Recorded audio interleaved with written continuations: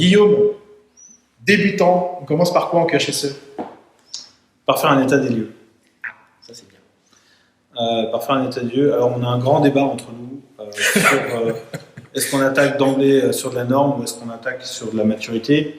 J'ai tendance à dire que pour un débutant, comprendre ce qu'est la maturité, c'est pas forcément ce qu'il y a évident, bien évidemment. Pour autant, il faut réfléchir en sens maturité parce que les aspects normatifs ne sont qu'une étape dans le développement de la maturité. Et d'ailleurs, ça me fait toujours sourire quand quelqu'un me dit « Ouais, c'est bon, je suis certifié, c'est bien, tu viens de prendre la première marche, il en reste encore 40. » Bienvenue dans le club. Bienvenue au club. Si ça ça suffisait, moi je ferais... Oui, il y a des organisations... Certification. Il y a des organisations qui sont certifiées et qui ont des taux de fréquence et de gravité qui explosent, qui ont des morts, mais ils sont ISO quand même, ils sont 45 001 quand même. Oui, non, mais moi j'aimais bien l'histoire d'état des lieux, parce qu'en fait, effectivement, c'est quand même un des préalables à toute action, à tout projet, à tout lancement de démarche. Vous débutez dans la fonction, et puis je dirais même expert ou débutant, régulièrement, faites un vrai état des lieux de votre organisation pour... De sujet, hein. Ah oui, soit pour partir, pour démarrer votre activité, avec un état des lieux qui est avec une vraie photo de l'instant. Et si vous êtes dans l'expertise et que ça fait 5, 6 ans, 10 ans que vous êtes dans votre organisation, il y a des fois on s'endort un petit peu sur notre système. On a l'impression que tout ce qu'on fait c'est bien, globalement, et on a un petit peu avec les œillères. Donc c'est aussi super intéressant que de se remettre en question au travers d'une sorte d'un diagnostic ou d'un état des lieux, pour repartir après sur de bonnes bases.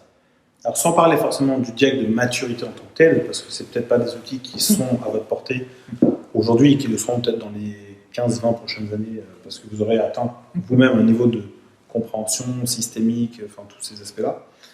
Les deux premiers sujets que vous devez absolument travailler, c'est document unique, évaluation des risques, risk management. Étape numéro 1. Et en parallèle, état de votre niveau de conformité à la réglementation. Vous commencez par ces deux sujets-là et vous allez en avoir déjà pour 18 mois.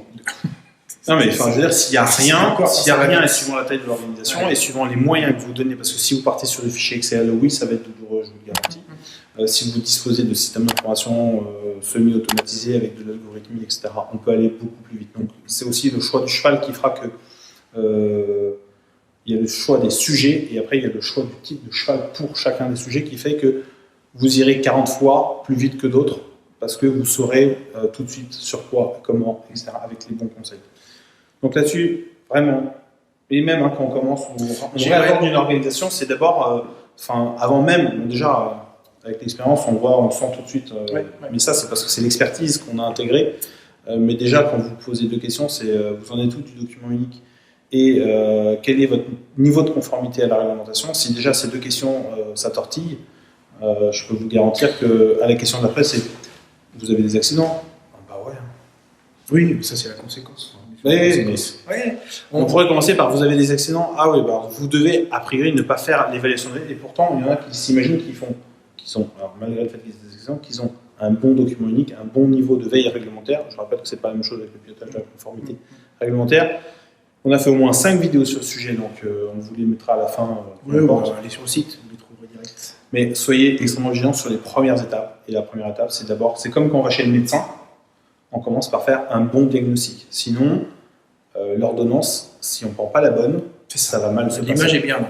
C'est exactement ça. On accompagne beaucoup de personnes, alors des experts, des gens qui ont de l'expérience, mais aussi des jeunes qui rentrent dans le métier.